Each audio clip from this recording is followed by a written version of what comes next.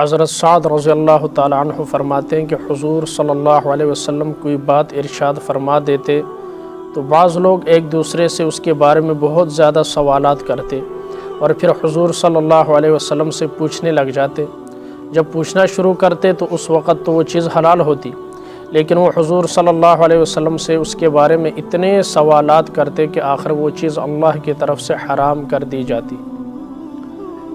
بنی اسرائیل کو کہا گیا گائے ذبح کرو، انہاں کیا جی گاواں تو بڑی یعنی کیا ہو جی ہوگے، اچھا جی رنگ کیا ہو جاؤ گے، اچھا اس رنگ کی تو بڑھیا ہونی یعنی کوئی وکری نشانی دسو، جوان ہو ٹھیک، ہل نہ چلایا جاتا ہو اس سے، چاہے اس طرح دی بڑیاں ہوندیاں نے، کوئی اور نشانی دسو۔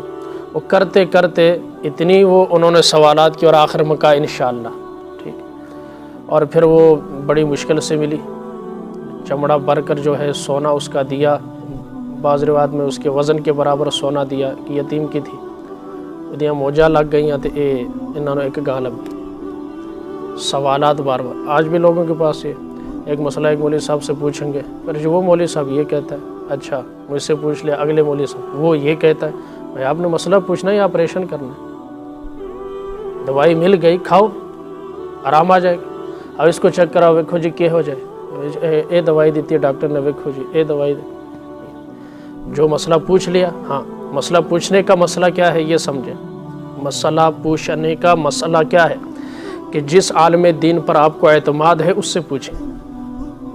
جب ایک بندہ مجھ پر اعتماد نہیں کرتا مسئلہ نہ پوچھے، میں 1000 دلائل سے بتاؤں گا تب بھی اس کے سمجھ میں نہیں آئے گا تو مجھ سے نہ پوچھے۔ جس کی بات پر، جس کے مسئلے پر، جس کے علم پر اسے یقین ہے، اعتماد ہے اور سمجھتا ہے کہ جی یہ جو بات کرتے ٹھیک کرتے، مسئلہ اس سے پوچھے۔ اور سمجھ میں آ رہی؟ یہ عوام کو یہ مرض ہے، آگے آ رہا ہے اس کے بارے میں۔ ایک دن لوگوں نے حضرت ابن مسعود رضی اللہ تعالیٰ عنہ سے بہت زیادہ سوالات کیے تو انہوں نے حضرت حارث بن قیس رحمہ اللہ سے فرمایا، اے حارث بن قیس تمہارا کیا خیال ہے، یہ لوگ اتنا زیادہ پوچھ کر کیا کرنا چاہتے ہیں؟ اب صحابی رسول ہے، صبح پڑھا نا حضرت عبداللہ ابن مسعود سب سے زیادہ حلال حرام کو جاننے والے صحابی۔ حضرت حارث نے کہا کہ یہ لوگ تو بس سیکھ کر چھوڑ دیں گے۔ حضرت ابن مسعود نے فرمایا، اس ذات کی قسم جس کے علاوہ کوئی معبود نہیں، تم نے ٹھیک کہا۔ میں نرا پوچھنا ہی ہے، عمل ہے کوئی، یہ عمل نہیں کرنا تو پوچھنے کا کیا فائدہ ہے؟ وہ سمجھ میں آ رہی؟ جس طرح بعض دکانداروں کو بھی پتہ ہے نہ لینی شاید کوئی نہیں ٹھیک، وہ بد دل ہو کے دستا ہے جی اتنے دنوں پتہ نہیں لینی، ٹائم ہی ضائع کرنا، چسکا لین واسطے بازار آیا تو چلو پوچھی لئی، لینا نہیں ہے تو اگلے کا ٹائم کیوں ضائع کرنے آپ، اگلے کا وقت کیوں؟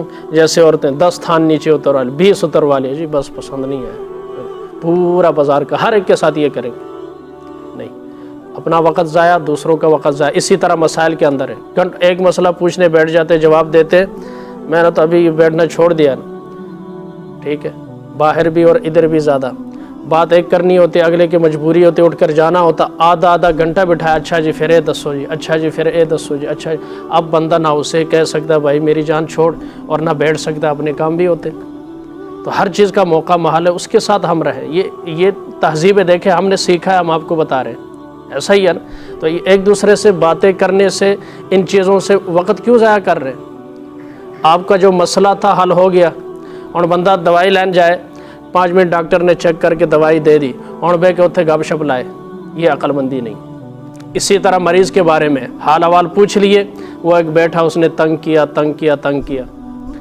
تو ایک اور بندہ اندر آنے لگا، اس نے دروازہ کھٹکھٹایا، میں کہا جو بوا کھولا، میں کیا بوا کھول کے کیا میں کنڈی لا دیا، بندہ آ رہے ہونا کیا نہیں، باہروں کنڈی لا جا، باہروں، تاکہ تم بھی اندر نہ ہوئے، اتنا تنگ کرنا اس کی اجازت نہیں ہے۔ اور ہمارے ہاں عموماً ایسا ہوتا ہے۔ حضرت خارجہ بن زید بن ثابت رحمہ اللہ کہتے کہ میرے والد حضرت زید بن ثابت رضی اللہ تعالیٰ عنہ سے جب کوئی چیز پوچھی جاتی تھی تو اس وقت تک اس کے بارے میں اپنی سمجھ سے کوئی جواب نہ دیتے جب تک یہ نہ پوچھ لیتے کہ یہ بات ہو چکی ہے یا نہیں۔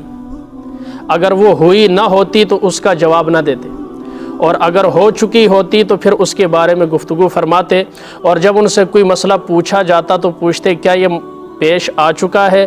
تو کوئی آدمی ان سے کہتا ہے ابو سعید ابھی پیش تو نہیں آیا، لیکن ہم پہلے سے اس کے جواب کی تیاری کر رہے ہیں، تو فرماتے اسے چھوڑ دو، اگر پیش آ چکا ہوتا تو اس کا جواب بتا دیتا۔ ایک گل ہوئی کوئی نہیں تو پہلا پوچھن دی لوڑ کی ہے۔ اور عموماً ایسا میرے ساتھ بھی ایسا ہوا ہے۔ اب بعض مسائل میں نے بتائے آپ حضرات کو، میرے ساتھ خود پیش آیا، ٹھیک ہے، وہ ذہن میں گھومتا ہے نا، ایسا ہو جاتا ہے۔ اب ایک مسئلہ آپ کو نہیں پتا، اس کے بارے میں پہلے سے پوچھے، پھر آپ کے ساتھ ایسا ہو جاتا ہے۔ تو ایک جو چیز پیش نہیں آئی اس کے بارے میں پوچھنے کی بھی اجازت نہیں ہے، بہتر نہیں ہے، پھر ایسا ہو جاتا ہے۔ ایک صحابی کا واقعہ آتا ہے، انہوں نے پوچھا کہ یا رسول اللہ کوئی بندہ، یہ لیان کا ایک مسئلہ ہے، ٹھیک ہے، لیان، ایک غیر مرد کو اپنی بیوی کے ساتھ دن دہاڑے دیکھا، وہ کیا کرے؟ آپ نے اعراض کیا۔ یہ ہوتا ہے نا، مثلا بھائی صاحب کوئی بات پوچھتے ہیں تو میں سمجھتا ہوں اس کا جواب نہیں ہے، اور پھر پوچھ دینا، مولوی صاحب میری گل والے بھی دھیان کرو، پھر 3 دفعہ۔ آپ نے فرمایا جب تک 4 گواہ نہ ہوں نہیں۔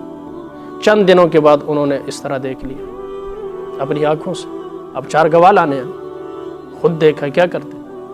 اگر کہا یا رسول اللہ ایسا ہو گیا، اب نبی نے پہلے سے فرما دیا مجھ سے ایسی چیزوں کے بارے میں سوالات نہ کرو جو ہوئے ہی کوئی نہیں۔ اب یہ انہوں نے مسئلہ پوچھ لیا، واقعہ ہو گیا، تو اب اس کی صورت کیا ہے؟ عورت آئے، قسم اٹھائے، اللہ کی قسم میں سچی ہوں، یہ جھوٹا ہے، اگر میں جھوٹ بولوں تو اللہ کی مجھ پر لعنت۔ 4 دفعہ عورت کہے 4 گواہوں کے برابر، اور 4 دفعہ مرد کہے۔ جب 4 دفعہ مرد کہے گا، اب اگر 4تھی مرتبہ بھی کہہ دیا تو اب یہ ہمیشہ کے لیے جدا ہو گئے۔ کیا ہو گئی؟ دونوں میں طلاق ہو۔ گواہ تو ہے کوئی نہیں نا، تو 4 قسمیں 4 گواہوں کے برابر ہیں۔ اس لیے ایسے مسائل جو پیش نہیں آئے نہیں پوچھنے چاہیے۔